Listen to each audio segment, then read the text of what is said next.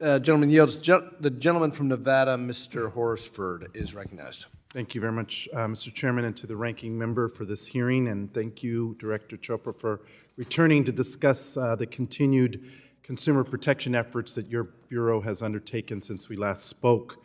Americans everywhere deserve to have someone in their corner every day to keep a watchful eye on the financial sector and to protect hardworking people from discrimination and fraud. I was pleased to receive your report. In it, you identify 950,000 complaints that were received in the time period encompassed by the report, with an impressive 99% response rate from the respective companies. The CFPB is not just standing idly by, but actively securing redress for harmed consumers. Under your leadership, I've been glad to see the CFPB standing up for consumers, combating the negative effects of medical debt, ensuring that fair lending standards are adhered to, and holding bad actors in our financial sector accountable. I want to point to, though, the issue of the Office of Service Member Affairs and how they are working to address the growing number of complaints that members of our armed forces have regarding their consumer protection needs. As you're aware, in June, your agency reported that there was a staggering 66,400 complaints filed by service members in 2022 alone. This is a dramatic 55% increase from the prior year.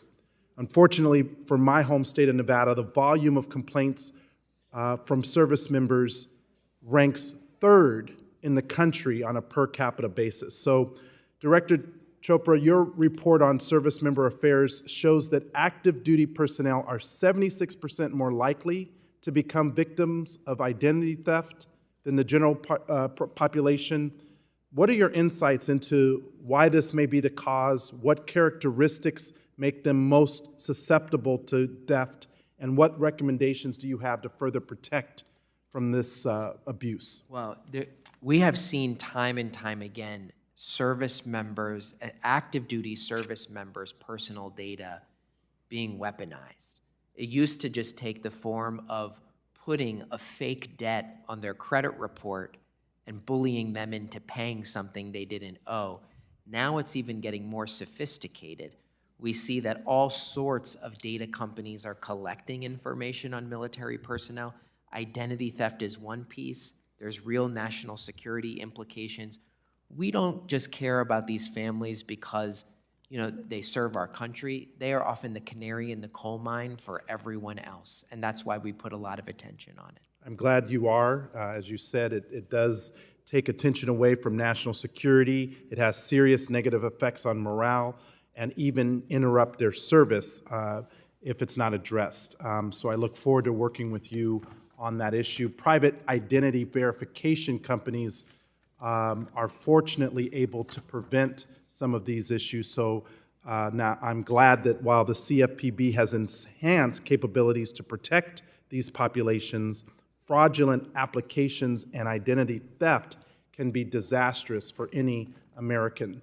As we look to continue to expand access to credit across the country, have you considered that these unintended consequences of your upcoming Fair Credit Reporting Act rulemaking could lead to more legitimate applicants being inappropriately rejected due to their perceived fraud risk by financial institutions? Yeah, so we haven't proposed anything as of yet, but we're trying to look at all the ways that data could be used or misused and ultimately look at the downstream effects. Absolutely, we're looking at all aspects before we propose.